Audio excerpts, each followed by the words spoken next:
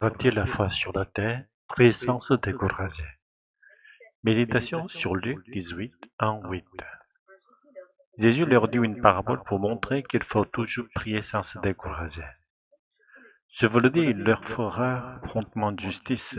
Mais quand le Fils de l'homme viendra, trouvera-t-il la foi sur la terre? Dans ce chapitre 18, Jésus enseigne par une parabole qu'il faut prier sans se décourager. Le personnage central de la parabole est un juge qui ne craint pas Dieu et ne respecte pas les hommes. C'est un homme à l'opposé de l'enseignement de Jésus, selon lequel il faut aimer Dieu et aimer les hommes avec l'amour de Dieu. Et pourtant, Jésus choisit délibérément de comparer ce juge corrompu à Dieu pour nous enseigner par contraste. Il établit un parallèle entre deux réalités qui ne devraient même pas être rapprochées. Même les justes et les bons ne peuvent être comparés à Dieu, à plus forte raison un homme injuste. Cela signifie que pour nous enseigner de ne pas nous décourager de prier, Jésus va jusqu'à abaisser Dieu au niveau d'un méchant juge pour renforcer le contraste. Ce juge sans pitié répond à la requête de la veuve non par justice, mais pour éviter d'être dérangé. Jésus veut nous faire comprendre que si un homme injuste peut exaucer une enquête par lassitude, a fortiori, Dieu qui est bon écoutera les prières de ceux qu'il a choisis et qui crient vers lui jour et nuit. Mais alors cette parabole était réellement bien choisie pour nous apprendre à toujours prier. Dieu, tout-puissant et plein d'amour, n'a-t-il pas déjà prévu ce qu'il y a de meilleur pour ses enfants, même sans qu'il le demande sans cesse? D'autant plus que cette parabole se conclut par une question saisissante. Le Fils de l'homme trouvera-t-il la foi sur la terre? Le cœur de cette parole réside dans le contenu de la prière. La veuve supplie le juge pour qu'il lui rende justice contre son adversaire. Mais nous, que devons-nous demander dans la prière? Pas de règlement de compte, ni des bénédictions terrestres, mais les dons spirituels que seul Dieu peut accorder.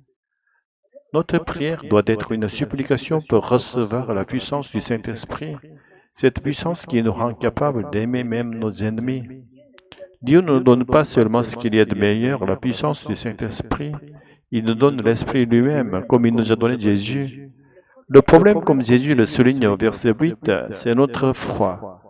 La vraie question est, croyons-nous vraiment en Jésus? Croyons-nous que le Saint-Esprit envoyé par le Père est là pour nous guider et nous transformer?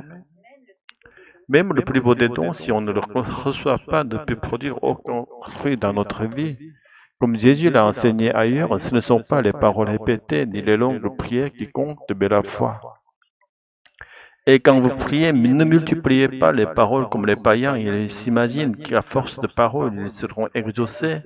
Ne leur ressemblez pas, car votre Père sait de quoi vous avez besoin avant que vous le lui demandiez. Ce n'est pas croire seulement pendant le culte ou pendant une prière brève, mais croire jour et nuit sans interruption. Quand notre foi devient constante, alors notre respiration elle-même devient prière. Alléluia, Amen. Seigneur notre Dieu, toi qui connais nos besoins avant même que nous te les exprimions, donne-nous de prier non par habitude ni par peur, mais avec une foi vivante, confiante, constante.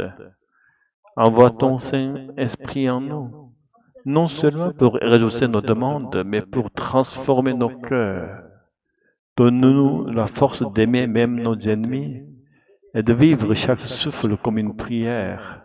Que notre foi ne soit pas limitée à quelques instants, mais qu'elle devienne notre vie même, afin qu'au jour de ton retour, tu trouves en nous cette foi que tu cherches. Par Jésus-Christ, ton Fils, notre Seigneur. Amen.